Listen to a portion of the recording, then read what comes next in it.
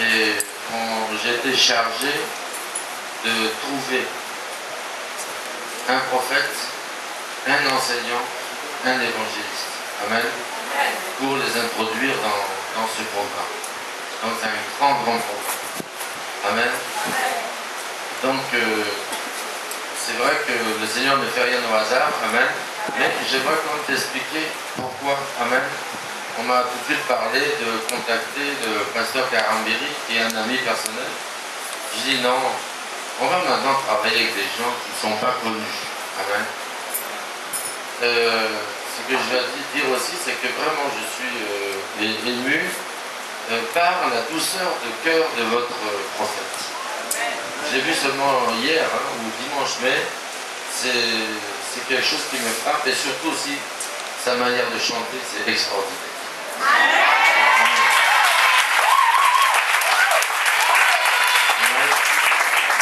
Nous laissons donc le Saint-Esprit nous conduire. Amen.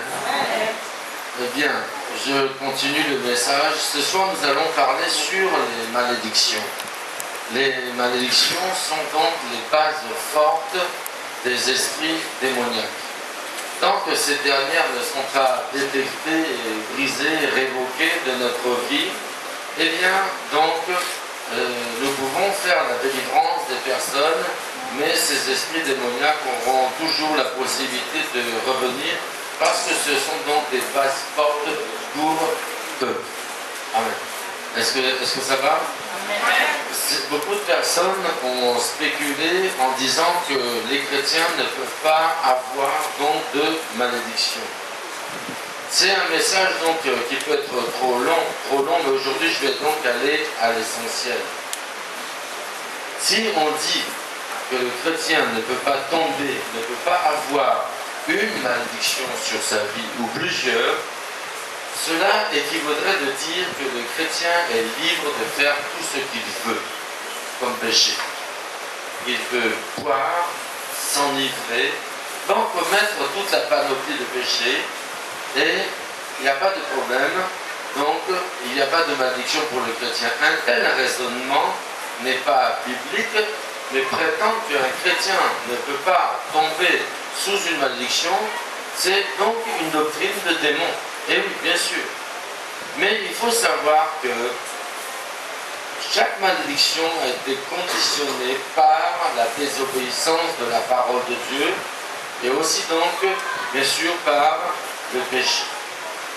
Avant donc de pécher, avant de consommer le péché, à partir de ce jour, assis-toi et réfléchis aux conséquences qui vont s'abattre sur ta vie.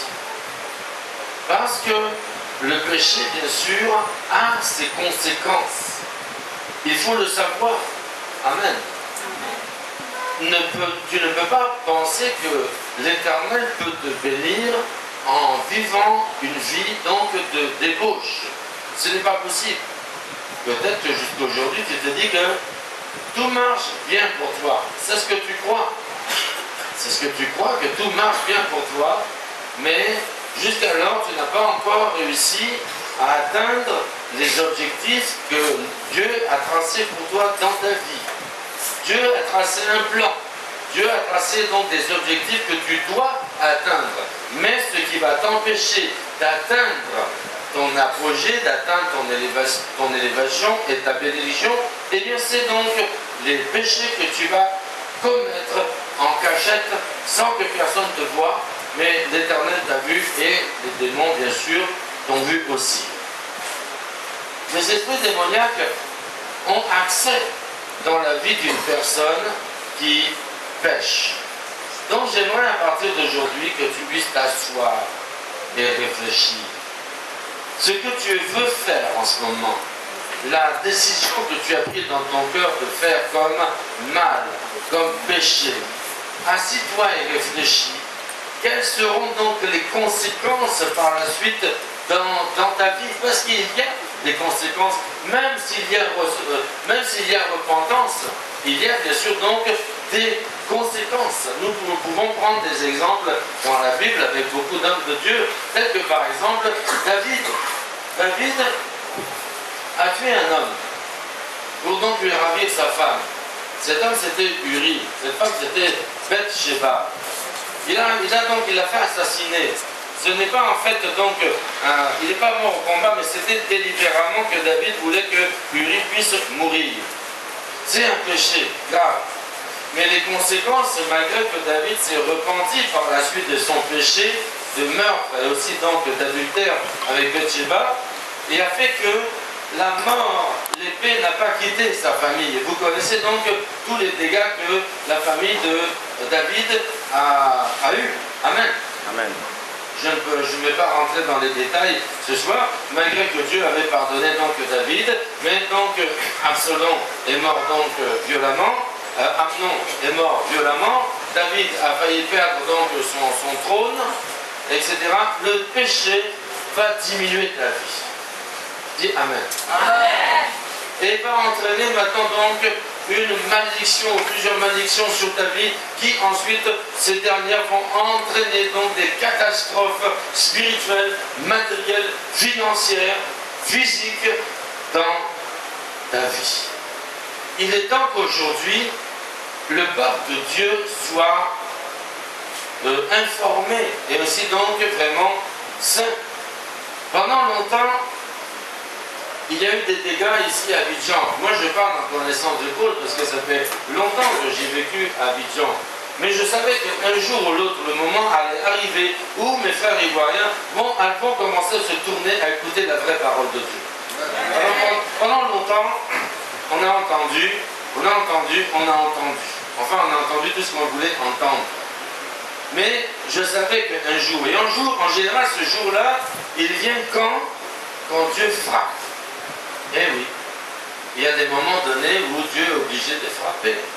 C'est obligatoire. Eh oui.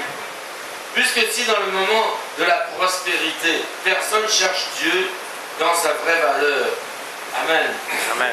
Personne cherche Dieu, vraiment donc le vrai Dieu. Personne ne veut marcher donc dans les voies de la parole de Dieu. Mais chacun veut marcher dans ses pensées. Si pendant des moments de prospérité, le peuple de Dieu ne cherche pas la face du Seigneur, alors le Seigneur donc envoie des calamités. Et oui, et les calamités donc viennent à cause de ce que le peuple de Dieu a péché. C'est détourné en fait de la voie du Seigneur. Il faut comprendre que nous les chrétiens, nous sommes le sel de cette terre. C'est nous qui donnons la saveur à cette terre. C'est vous les chrétiens de la Côte d'Ivoire qui donnez donc la saveur donc à la Côte d'Ivoire. Si vous n'étiez pas là, il y a longtemps que Dieu aurait détruit complètement ce pays. Mais Dieu supporte à cause donc des siens. Mais lorsque les siens commencent maintenant donc à perdre sa valeur, lorsque les siens maintenant commencent donc à se corrompre, parce que le sel arrête la corruption, vous le savez très bien. Lorsque quelque chose est prêt à se décomposer, on met du sel, la corruption donc s'arrête. Mais lorsque le sel a perdu maintenant donc sa saveur, il n'y a plus rien maintenant pour arrêter la corruption, il n'y a plus rien maintenant pour arrêter donc la catastrophe. Voilà ce qui se passe en Côte d'Ivoire en ce moment. À l'époque, lorsque je disais de telles choses, les gens n'étaient pas du tout prêts à m'écouter. Amen. Non, les gens ne voulaient pas écouter ça. C'était un message démodé que j'étais en train de prêcher. Il n'y a pas de message démodé. Amen. Amen. Il n'y a pas un nouveau message, un ancien message. La Bible donc est une Bible en fait d'actualité. Ce qui est écrit dedans, ce que la manière comment donc les serviteurs de Dieu de l'Ancien Testament, même aussi de l'Église primitive, la manière comment ils se comportaient, nous devons aussi donc nous comporter de la sorte. Amen. Donc voilà ce qui se passe en ce moment donc en Côte d'Ivoire. Lorsque par exemple la guerre a éclaté en 2002, j'étais à Boaké. Et le 17 septembre, j'étais à Boaké. On était prêt à faire un grand programme et j'ai appelé les gens pour leur dire que le lendemain, donc, je devais partir parce que Dieu m'a dit de rentrer. C'était houleux. Les gens avaient préparé le grand programme, mais j'ai dit, s'il n'y avait pas les barreurs de route, j'allais partir en pleine nuit. Le matin, le 18, je suis rentré, la guerre a éclaté. Tout le monde a commencé à crier que la Côte d'Ivoire était un pays spécial, que la Côte d'Ivoire était un pays béni. Mais la guerre, ce n'est pas une bénédiction. Maman, amen. La guerre n'est pas une bénédiction. Lorsque tu étudies les Écritures, Dieu envoyait les troubles, la guerre, pour punir, pas pour bénir. Mais les gens ont transformé le mal en bien et le bien en mal. Ça fait que pendant longtemps, les chrétiens n'ont pas su qu'est-ce qu'était le mal et qu'est-ce qu'était le bien. Amen. Il faut savoir une chose, c'est que chaque chose a son prix. L'insouciance a son prix, l'indifférence a son prix, et le péché, bien sûr, a aussi son prix. Mais, dans ce qui se passe à l'heure actuelle, Dieu cherche maintenant que les cœurs se lèvent. Amen. Et c'est cela que nous allons voir demain. Amen. Dieu veut que les cœurs maintenant commencent à se lever. Voilà donc chaque conséquence, c'est-à-dire chaque péché a des conséquences. Et il faut donc l'admettre. Si aujourd'hui, à chaque fois, tu as toujours des problèmes, arrête de dire je suis combattu. Peut-être que tu as un problème. C'est trop facile de dire oh, je me suis cassé le pied parce que je suis combattu. J'ai perdu 1 million parce que je suis combattu. Il m'est arrivé ceci parce que je suis combattu. Oui, tu es combattu, mais pourquoi tu es combattu? Pourquoi l'ennemi arrive toujours à se frayer donc un passage dans ta vie? Pour quelle raison? La raison, il est possible que tu n'es pas en règle avec le Seigneur. Un petit amen, ça fera plaisir. Amen. Est-ce que ça va? Amen. Amen. Donc, dire qu'un chrétien ne peut pas tomber sous la malédiction, c'est une doctrine de démon. Aujourd'hui, tu marches droit avec le Seigneur, Dieu donc a mis ses conditions. Si tu obéis bien à la voix de l'Éternel ton Dieu, en mettant en pratique ces commandements que je t'ai prescrits aujourd'hui, etc., voici donc toutes les bénédictions qui viendront sur toi. Donc, la bénédiction est conditionnée à l'obéissance envers la parole de Dieu. Amen. La bénédiction est conditionnée envers donc la sainteté. Mais en revanche, il dit écrit que si tu n'obéis pas à la voix de l'Éternel ton Dieu, si tu ne mets pas en pratique, enfin si tu pêches, etc., voici toutes les malédictions qui viendront sur toi. Bien sûr, ce passage, c'est dans l'Ancien Testament, mais il n'a pas été écrit seulement pour l'Ancien Testament. La Bible, amen, l'Ancien Testament est pour nous aussi encore aujourd'hui. Jésus donc n'a pas aboli la loi, mais il l'a accompli. Amen. Mais il y a aussi donc un comportement que les enfants de Dieu doivent avoir. Bien. La malédiction, comme la bénédiction, sont deux puissances. L'une attire donc celle qui lui ressemble. Autrement dit, la bénédiction attire la bénédiction. Et la malédiction attire la malédiction. Lorsque j'étais jeune, petit, j'avais tendance à jouer avec des aimants. Vous savez, je prenais 2 morceaux de métal, des aimants, et si on les met du bon côté, on les approche, bam, ils s'attirent. Et ils ne veulent plus se lâcher. Mais si maintenant, vous tournez, vous les mettez dos à dos, vous essayez de les rapprocher, ils se rejettent mutuellement. Autrement dit, la bénédiction attire la bénédiction. Mais la bénédiction repousse la malédiction. Et en revanche, c'est la même chose. La malédiction attire la malédiction et en revanche, elle repousse la bénédiction. Est-ce que vous me suivez? Amen. Il y a un dicton qui dit « Qui se ressemble, s'assemble ». Tu ne verras jamais donc un ivrogne avec donc un homme sobre. mais tu verras toujours un ivrogne avec un ivrogne. Tu le verras toujours avec une personne qui se ressemble. Pourquoi? Parce que la malédiction qu'il y a en lui attire les personnes dans sa vie qui ont donc le même problème. Est-ce que vous me comprenez? Tu ne verras jamais donc une prostituée avec un homme de bien, non. Mais tu verras toujours une prostituée marcher avec une prostituée.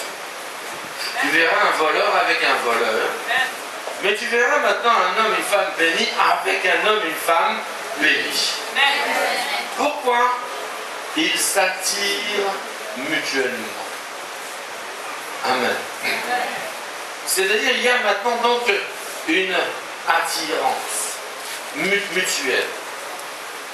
C'est pour cela que tu verras deux amis qui, lorsqu'ils ont grandi, ils ont joué aux billes ensemble, et un jour, ils grandissent, il y en a un qui a réussi,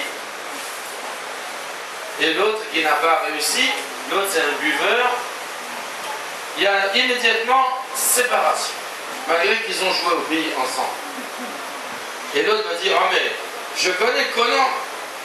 Regarde maintenant, il est riche, il est orgueilleux. Il n'est pas orgueilleux. Il n'a pas le même esprit que toi. Amen. Amen. Il n'est pas orgueilleux. Va voir ses amis dans son entourage, il est très bien avec. Mais il ne peut pas être bien avec toi. Pourquoi? Parce que vous ne vous ressemblez pas. C'est pour ça qu'il dit, oh, moi, je connais, on a joué aux billes ensemble. Et lui, entre-temps, il a évolué, mais la personne, donc, est toujours restée en bas. C'est pour cela que beaucoup de personnes qui ont des malédictions peuvent connaître des hommes et des femmes qui peuvent changer leur vie financièrement du jour au lendemain, mais ils ne font rien. Pourquoi? Il y a quelque chose dans l'esprit de celui qui est béni qui freine de faire quelque chose pour la personne qui a un problème spirituel. Amen. Arrête d'être aigri envers les personnes. Arrête de dire qu'un tel est méchant ou il est mauvais. Non, c'est toi qui as un problème. J'avais un frère qui a travaillé dans mon ministère pendant longtemps. Jamais je lui donnais quelque chose. Et pourtant c'était mon beau-frère. Jamais. Un jour il s'est plaint. Il m'a dit, moi je ne comprends pas. Je suis en train de voir tout l'argent que tu donnes pour les autres. Alors que cet argent devrait me revenir parce que moi je suis ton beau-frère et ton collaborateur. Pour les autres, tu es toujours prêt à les aider, mais toi tu n'as jamais rien fait pour moi. Je lui dis, c'est vrai, j'en prends conscience, moi-même je ne comprends pas pourquoi je ne fais rien pour toi. C'est plus tard, lorsque j'ai eu la révélation en fait des malédictions, que j'ai fini que ce n'était pas moi qui avais un problème avec lui, ce n'est pas moi qui étais avare, non, mais c'est lui qui avait un problème. Donc, sans le savoir, j'étais en train de le repousser. Et aussi maintenant, quelqu'un qui est sous la malédiction, elle-même repousse inconsciemment la bénédiction. Par ses mauvaises pensées, je n'arrive à rien, je ne peux jamais m'en sortir. Ou alors ce type-là, il se prend pour qui? Quand tu as des mauvaises paroles comme ça, déjà la personne là, elle est influencée spirituellement, elle ne peut rien faire pour toi. Est-ce que tu me comprends? Non, c'est toi-même, lorsqu'il y a une personne qui a cette malédiction, elle-même, elle repousse la bénédiction. Parfois même, la bénédiction est passée très près de toi, mais c'est toi-même qui l'a donc rejeté. Nous avons un exemple dans la Bible avec le roi Akab. Lorsque ce dernier est parti au combat avec le roi Josaphat contre donc un peuple, Akab s'est déguisé en simple soldat afin que personne puisse le repérer. Par contre, Josaphat est resté donc dans ses habits royaux.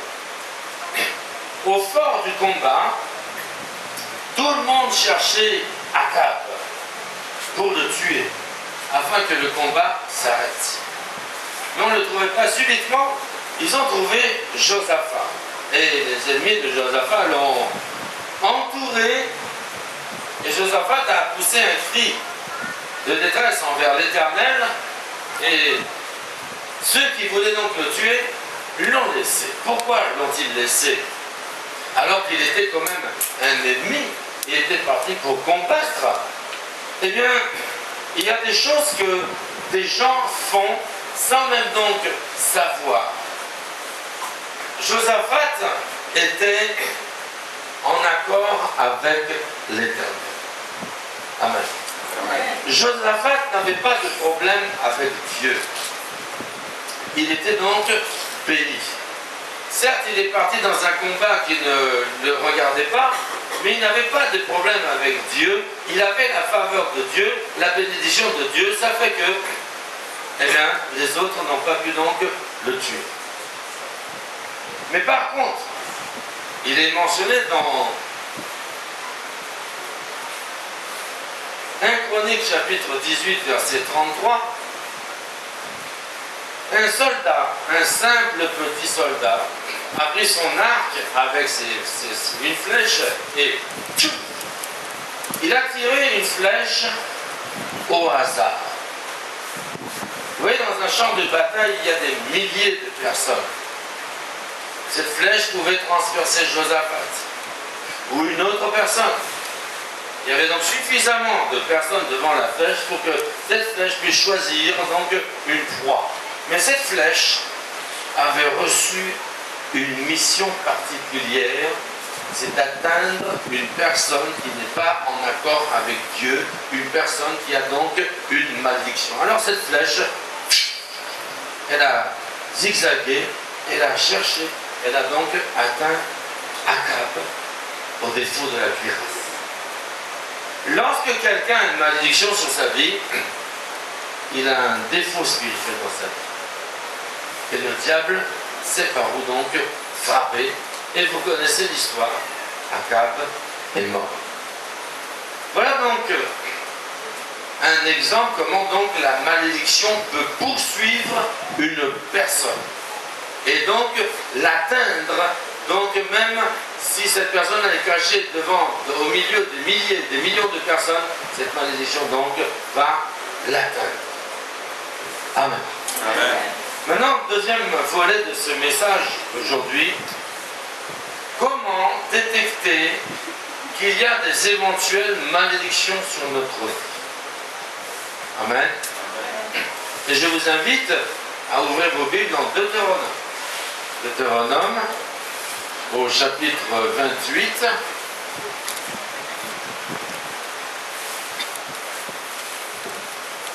Et nous lisons donc, normalement, nous devons lire Deutéronome chapitre 28 à partir du verset 15 jusqu'à la fin, c'est-à-dire ce passage donc, de la Bible mérite d'être étudié verset par verset.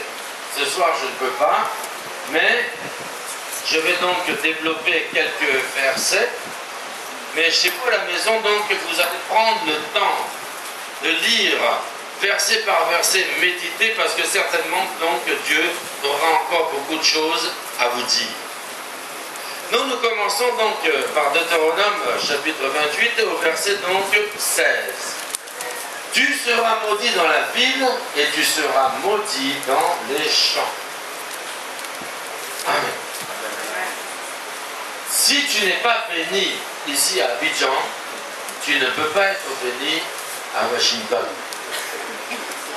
Amen. Est-ce que vous me comprenez? Amen. Tu seras donc maudit dans les villes et dans les champs. La bénédiction doit commencer là où tu te trouves. Il n'est pas interdit de voyager, il n'est pas interdit de s'immigrer, il n'est pas interdit de partir. Dieu a un plan différent pour chacun des personnes ici. Mais il faut savoir une chose, que si tu cherches à partir à l'étranger et que si ici la vie est difficile pour toi, donc rien ne marche, lorsque tu vas partir là-bas, ça ne sera pas meilleur. Donc tu dois régler ton problème ici. Parce que beaucoup ont réussi à prendre un passeport, un visa, et lorsque l'avion décolle de l'aéroport au Fouet-de-Boigny, direction donc l'Occident, ils se disent ouf, je laisse derrière moi la galère. Non, la malédiction, elle te suit, elle est dans l'avion. Tu dois traiter ce problème ici. Amen. Amen. Si tu n'es pas béni quelque part, que ce soit dans les champs, tu as fait donc pas mal de villes, rien ne marche, laisse tomber, ce n'est pas Dieu qui est fautif, il y a un problème sur ta vie. Parce que Dieu est tellement bon, Dieu est tellement généreux que même en plein milieu du désert, il a la possibilité donc d'ouvrir une fontaine afin donc de te bénir. Amen. Un jour quelqu'un m'a dit, révérend, il faut m'introduire dans tel pays pour que j'aille là-bas être béni. Je lui ai dit, mon ami, si tu n'es pas béni ici à Abidjan, là où je vais t'envoyer, tu ne seras pas béni. C'est pour cela qu'il y a des gens qui vont dans un endroit, on les bénit d'une manière spectaculaire, l'autre passe derrière, 0 francs. Il est mauvais. Il est méchant. Non. L'argent ne se trouve pas là où il y en a. L'argent se trouve là où Dieu t'envoie. Amen.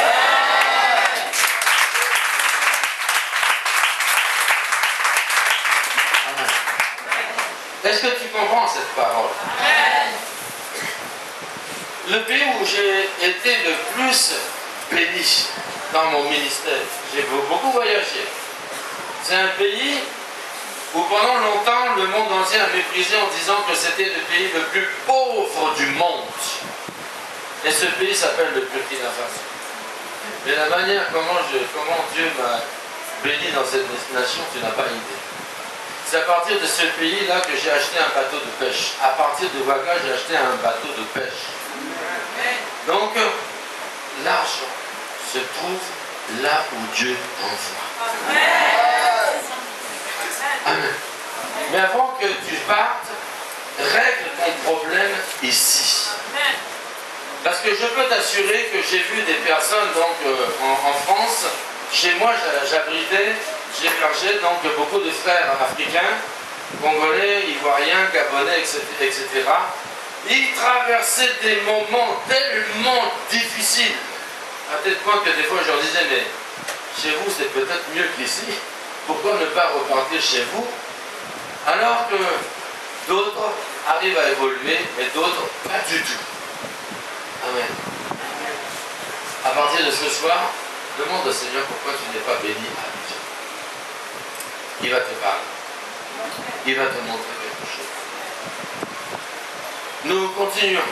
Au verset 17. Ta corbeille et ta huche seront maudites.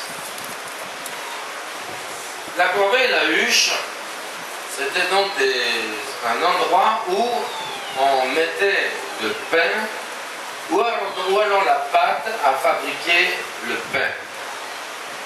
Le pain, vous le savez tous, que c'est donc un aliment essentiel pour la vie. Et que c'est un aliment dont on ne peut pas se détourner. Tu ne peux pas passer une semaine sans manger au moins 3-4 jours du pain, c'est pas possible. Même si tu aimes la checker, tu vas toujours manger du pain, tu es d'accord avec moi? Amen. Cela veut dire dans ce passage, comment je le comprends, c'est que l'essentiel de ta vie, ce qui peut te donner à manger, est maudit. Amen. Dieu a mis quelque chose dans tes mains, un essentiel. Par exemple, pour le prophète, c'est le ministère. Amen. C'est ça son gagne-pain. Amen. Il faut qu'on dise la vérité. Il ne peut pas faire autre chose. C'est ça que Dieu a mis dans ses mains. Tu fais quoi dans la vie? Parle plus fort. Instituteur, étudiant, peut-être des chômeurs encore. Vous faites quoi? Hein? Cuisinier. Et vous? Pardon? Militaire. Amen. Chacun donc a reçu donc quelque chose. Amen. Dieu donc n'est pas limité, comme hier je vous ai dit, je crois que j'ai fait le témoignage que j'avais le niveau 6e et demi. Hein?